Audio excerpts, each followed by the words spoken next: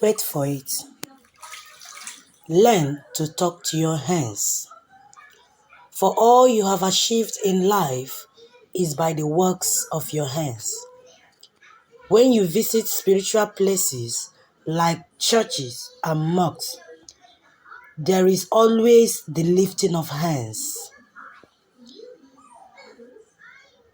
Any oath you took in life, both maritally, spiritually, and otherwise, is with your hands. You cruise on your billions-dollar car, controlling the wheels with your hands. Think about it. Is there something about your hands you don't know?